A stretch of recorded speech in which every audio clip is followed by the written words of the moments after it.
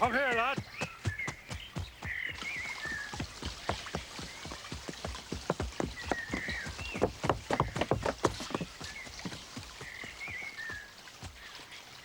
What are you doing on my property? Come to claim back what's rightfully mine, sir. That thieving young rascal made off with some horseshoes and a bag of nails from my smithy.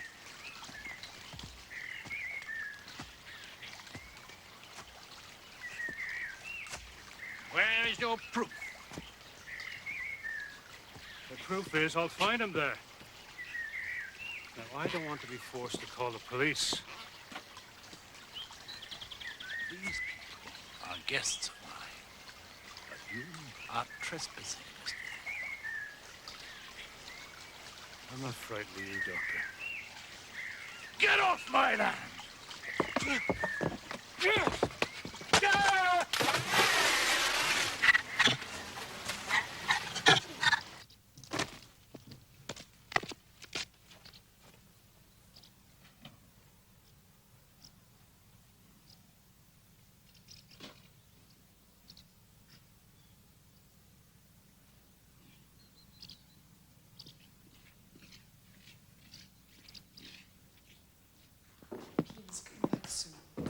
My dear, there is nothing whatever to worry about. We should be married in a few weeks. I'm just on my way back to London. Goodbye, sir. And thank you for a most pleasant weekend. I mean to improve my game of chess before my next visit. Yes, I see. You weren't an unworthy opponent. Thank you, sir. I'm just seeing Percy down to the gates, Father. Here.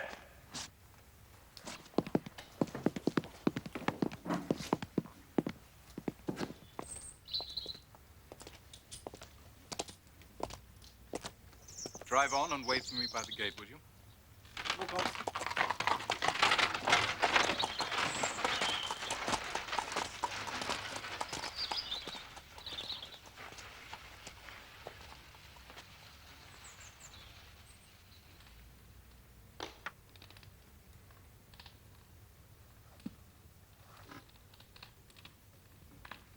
The fellow is trespassing. He had a duck-in, and that is all. Father, I cannot believe that Thorne would deliberately... Damn it, woman. Are you part of the conspiracy against me, too? No, Father. I live here.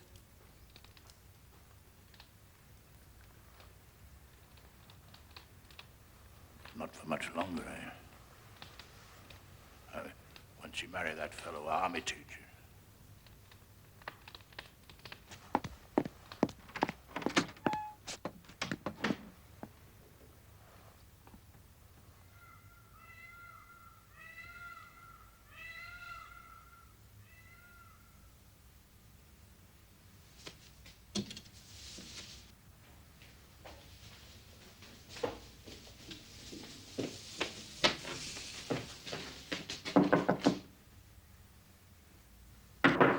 Yes, what is it? Father, what has happened to my room? The builder's found a fault in the structure. Better sleep in your sister's room till they've finished working on it. Julia's room. I can't sleep in there. Why not, pray? What is the matter? It's a perfectly good room. I've instructed the housekeeper to prepare it for you. Now run along your baggage. Good night.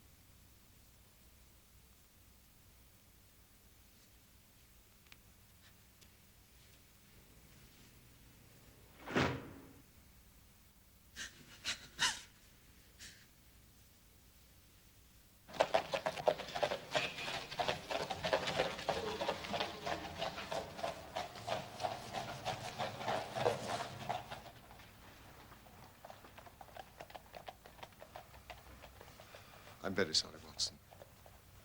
But it seems to be the common lot this morning. What? Mrs. Hudson has been roused. She retorted on me and I on you. But it's only 7:15.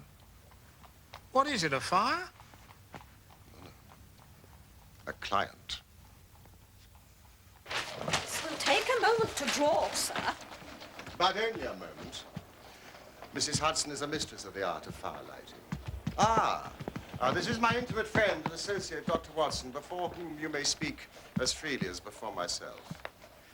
How do you do? Mrs. Hudson, do you think you could bring this young lady a hot cup of coffee? For I observe you are shivering. It is not cold which makes me shiver. What then? It is fear, Mr. Holmes. It is terror. No, you must not fear. We shall set matters right, have no doubt. You have come by train, I see, this morning. You know me, then?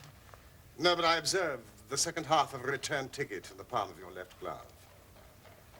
You started early, but you had a drive in a dog cart along heavy roads before you reached the station. But there's no mystery, my dear lady. The left arm of your jacket is spattered with mud in no less than 7 places. The marks are fresh. There is no vehicle, save a dog cart, which throws up mud in that particular way. And then only when you sit on the left-hand side of the driver. You are perfectly correct. Sir, I can stand the strain no longer. I shall go mad if it continues. I have heard of you from Mrs. Farintosh, whom you helped in the hour of her sore need. Farintosh.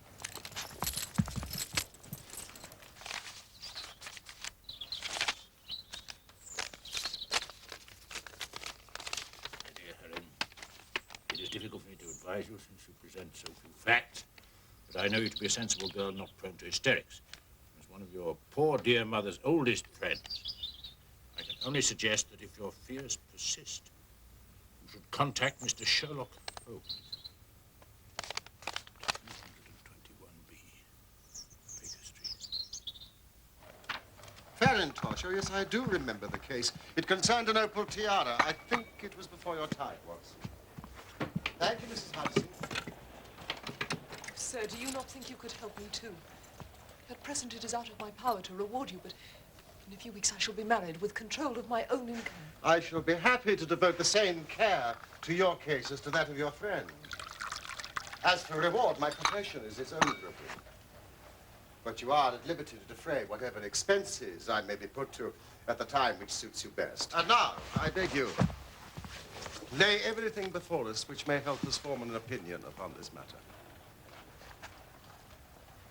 My name is Helen Stoner. I live with my stepfather, Dr. Grimsby Roylott, who is the last survivor of one of the oldest Saxon families in England. The Roylotts of Stoke Moran, the name is familiar to me. He is a doctor by profession, a skilled one. For some years he had a large and flourishing practice in India, in Calcutta. Ah. Dr. Watson has also practiced medicine in India. Yes. Attached to the 5th Northumberland Fusiliers. And pray continue, Miss Stoner. In Calcutta, he married my mother. She was the young widow of Major General Stoner of the Bengal Artillery. I was only 2 at the time of Mother's remarriage. And my sister, Julia, was 5 years older. Our mother had a considerable sum of money, not less than 1,000 a year, and this she bequeathed to Dr. Roylott entirely while we resided with him. Forgive me, your mother has passed on? Shortly after our return to England, she was killed in a railway accident near Crewe. My stepfather then abandoned his attempts to establish himself in practice in London and took us to live in his ancestral home at Stoke Moran. But the money your mother left you was enough for all your wants, so that was no obstacle to your happiness. A terrible change came over my stepfather. Instead of making friends and exchanging visits with our neighbors, who at first were overjoyed to see a Roylott back in the family seat, he shut himself up in the house and indulged in ferocious quarrels. At times it was, and still is, hard to keep him out of the police courts. become the terror of the village. Does he permit any visitors? None. Save my fiancé and some wandering gypsies. Gypsies? Vagabonds, whom he has given leave to encamp on his land. Sometimes he goes away with them for days at a time. You can imagine from what I'm saying that my poor sister Julia and I had no great pleasure in our lives. No servant would stay long, so we did all the work of the house. She was but 30 when I lost her. But already her hair had begun to whiten, even as mine has. Your sister's dead? Just 2 years ago. It is of that I wish to talk to you. Oh, yes, yes! Living the life we did, we were little likely to see anyone of our own age and position. But we were occasionally allowed short visits. 2 years ago, Julia met a half-pay major of Marines to whom she became engaged. Your stepfather approved of the match? He raised no objection at all. But a fortnight before the wedding, a terrible event occurred which deprived me of my only companion.